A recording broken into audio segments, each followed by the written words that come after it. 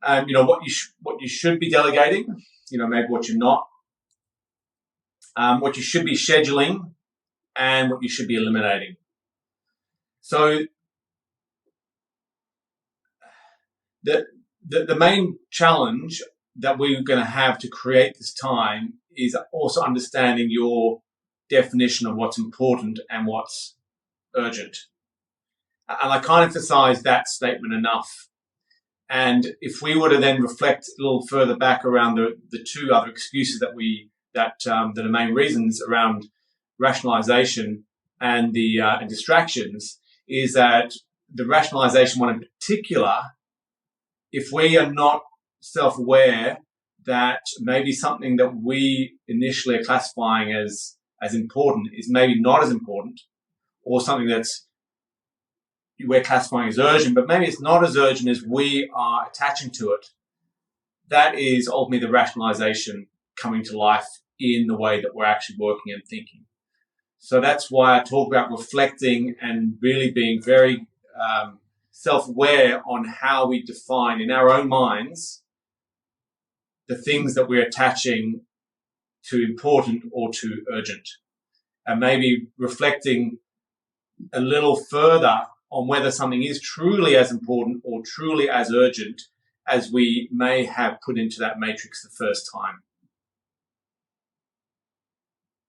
We sometimes like to think things are more important or sometimes more urgent than they truly are.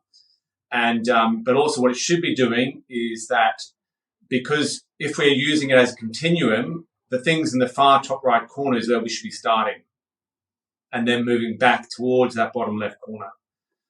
So we then also would have a prioritized list of work as well, which if we move through, which is what Jamie, I think you were implying you were doing, then that's fine. But as we then move through them, we only have a certain capacity. So we should then be realizing maybe we need to relook at where is that definition of important and urgent actually lying for us. So I've emphasized that fact I've just brought up on that. So it's not a fact. My approach is that reflection, and so we become more aware of why we're not spending the time where it's important for you to adjust as needed. And the adjustment is where your key evolution and growth will come from to create that time to work on the business, if we are much more honest with ourselves about what is urgent and what is important. The second key part here, apart from reflection, is planning. So it's creating and using a routine to schedule important work and to increase the delegation. So planning, we've talked about it with the rationalization, we've talked about it with the distraction, and also to delegate effectively, you're going to need to plan well as well. So it's ultimately it's actually for all three, and will have the biggest impact on creating the time that we need to focus on. So what do you mean by planning? Well, I'm sure we've all got our own definitions, but I put the word reflection in there as well. That is a key part of planning, is that reflection of what is important. How does what we're doing bring to life the vision that we are trying to do for our business? Or are we having impacts in other parts of our lives that we don't want it to occur by maybe spending 80% of our waking hours in our business? Maybe that's not healthy. And I've used the word recording. So recording can be any, but as long as we're not necessarily just thinking, trying to use only our minds, because we also not only need to hold ourselves to account, but we need to also probably communicate a lot of that planning to other stakeholders around the place.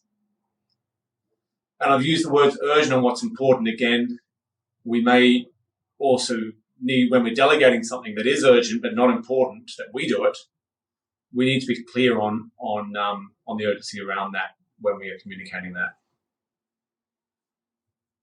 So planning also is making that decision. Should we actually be doing it?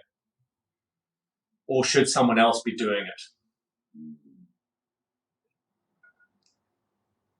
And that's that. And reflecting back again, well, and there's so many benefits for other people to do a lot of the work that we have on our plates, them growing, us not having to do it, having backup so there's not single point dependencies, all these other key benefits to getting other people to be doing things as business owners or as leaders of certain departments in your organization.